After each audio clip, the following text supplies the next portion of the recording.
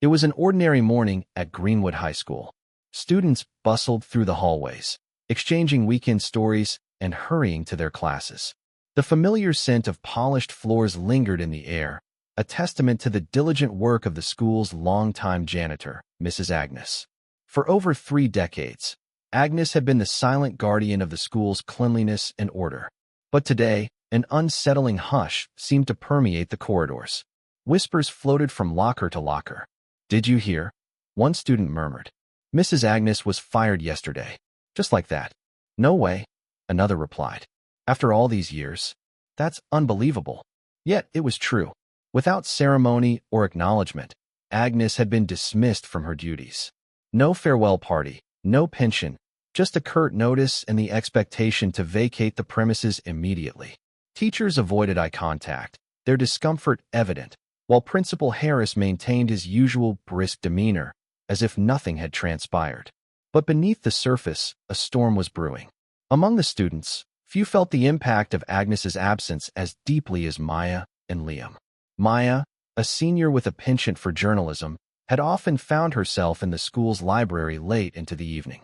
It was during these times that she struck up conversations with Agnes, who would be making her rounds, mop in hand and a warm smile on her face. "Forgot your umbrella again, Maya?" Agnes would tease, offering a spare from her closet. Liam, on the other hand, was a freshman when he first encountered Agnes. Lost and overwhelmed on his first day, it was Agnes who noticed his distress and guided him to his classroom, sharing words of encouragement that stayed with him. "High school can be tough, but you'll find your way," she'd said kindly. Now, standing by the empty janitor's closet, Maya felt a pang of loss. "It's not right," she said to Liam, her voice tinged with frustration. "She gave this school everything." Liam nodded solemnly. "I heard they replaced her with someone younger. Said she couldn't keep up anymore." Maya's eyes narrowed. "That's ridiculous. She was more than capable." The injustice of it all gnawed at them. But neither could have anticipated the events that would unfold the following day. As dawn broke over Greenwood High, an unfamiliar sound rumbled in the distance. Students arriving early paused, glancing up at the sky. The noise grew louder, more distinct, a helicopter. The sleek, black aircraft descended onto the school's front lawn with a commanding presence. Windows rattled from the force, and a gust of wind swept through the campus as the helicopter settled. Teachers and students alike poured out of the building, curiosity and apprehension etched on their faces. The helicopter's door opened, and out stepped a man whose aura exuded authority. Dressed in a tailored navy suit, his polished shoes gleamed under the morning sun. His salt-and-pepper hair was neatly combed back, and a pair of gold cufflinks caught the light as he adjusted his sleeves. Maya and Liam exchanged bewildered glances. "Who is that?" Liam whispered. "I have no idea," Maya replied, her journalist instincts kicking in. "But I'm going to find out." The man strode purposefully toward Principal Harris, who stood rooted to the spot, his expression a mix of confusion and concern. "Where is she?" the man demanded, his voice deep and unwavering. Principal Harris blinked. "I'm sorry, but who are you referring to?" "Agnes," the man replied, his patience visibly thinning. "Where can I find her?" Harris hesitated. "Mrs. Agnes is no longer employed here. May I ask who you are?" Ignoring the question, the man turned his attention to the gathered crowd. "Does anyone know where Agnes lives?" A timid voice piped up from the back. "She lives on Maple Street," a sophomore named Jake offered. "I saw her walking that way yesterday." The man nodded in acknowledgement. Without another word, he turned on his heel and headed back to the helicopter. Maya felt a surge of determination. Grabbing Liam's arm, she whispered, "Come on, we're getting on that helicopter." Liam's eyes widened. "Are you crazy? We can't just." But Maya was already moving, weaving through the crowd. With a mix of boldness and stealth, they slipped past the onlookers and approached the helicopter just as the man was about to board. "Wait," Maya called out. The man paused, turning to face them. His piercing blue eyes assessed them quickly. "Yes, we care about Mrs. Agnes," Maya said earnestly. "We want to know what's going on." Liam nodded in agreement. "She means a lot to us." For a moment, the man studied them, his expression unreadable. Then, with a sigh, he gestured for them to board. "All right, but stay out of the way." Inside the helicopter, the noise was muffled, but the tension was palpable. The man settled into his seat, and as the aircraft lifted off, he began to speak. I was 13 when I met Agnes, he began, his voice softer now. My mother had just passed away. I was angry, lost, and on the verge of expulsion. No one seemed to care. No one except her.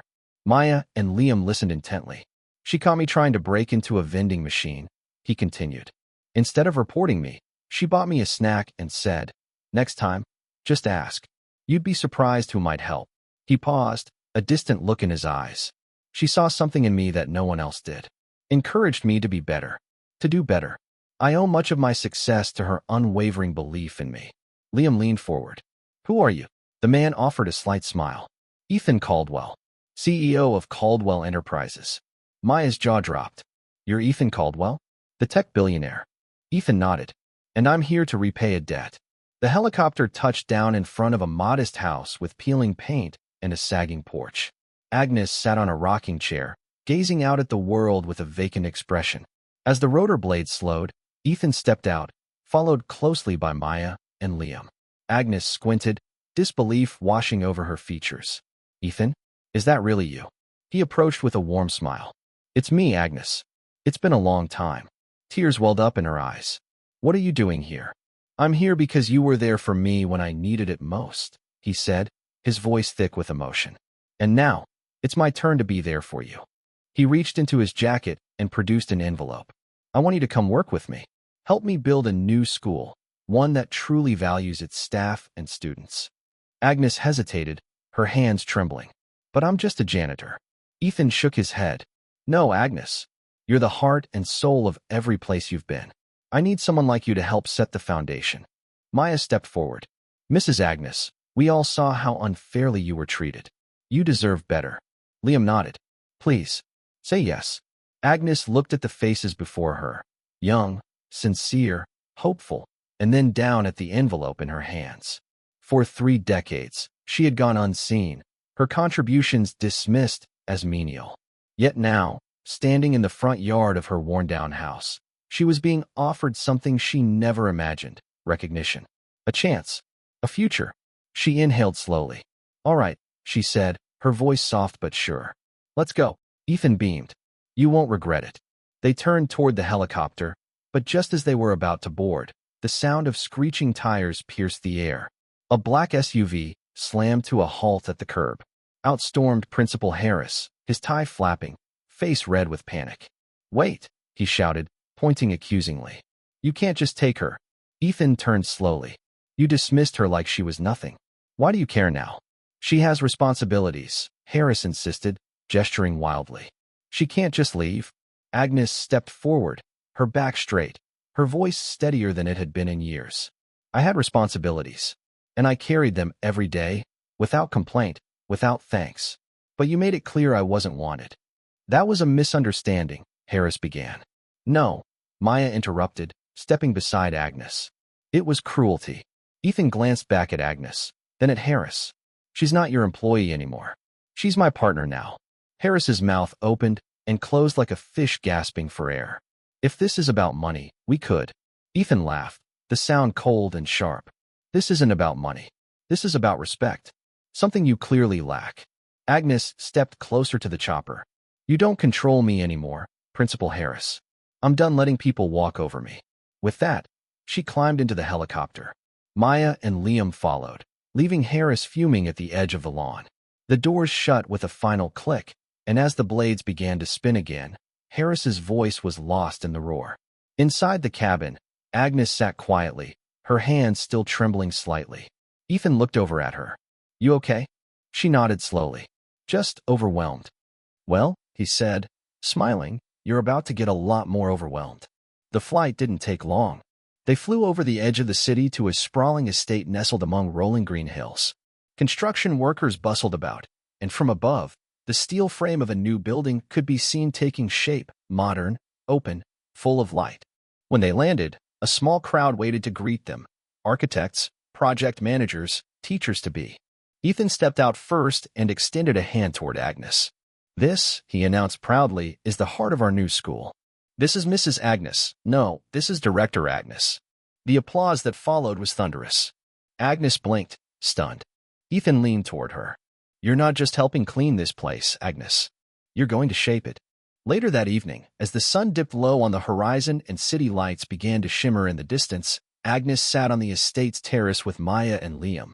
They sipped hot cocoa in silence, the moment too big for words. How does it feel? Maya asked softly. Agnes looked out across the property, her new home, her new purpose. Like I finally matter, she said, tears brimming again. Like I've stepped out of the shadows. Maya smiled. You always mattered. They just didn't see it. Well, Agnes said with a chuckle, they're seeing it now. Back at Greenwood High, Principal Harris sat alone in his office. The news had spread like wildfire. Parents were emailing. Teachers were murmuring. Students were openly questioning his judgment. His inbox was a storm of outrage and concern. He stared at the screen, realizing too late the weight of his mistake. His legacy was crumbling, and no helicopter was coming to save him. Meanwhile, Agnes walked through the halls of her new school, the floors still unfinished, the walls still bare, but full of promise. She paused in what would soon be her office, a real desk waiting for her, and placed a framed photo on it. It was old and slightly faded. Her, Ethan as a boy, and the candy bar he never forgot. That night, she wrote her first staff memo. It began not with a command, but a question. What can we do today to lift someone up? And so began a new chapter. Not just for Agnes, not just for Maya and Liam, but for every forgotten soul who ever gave more than they received and finally found a place where they were seen. Because sometimes, the ones who clean up after others are the ones who rebuild the world.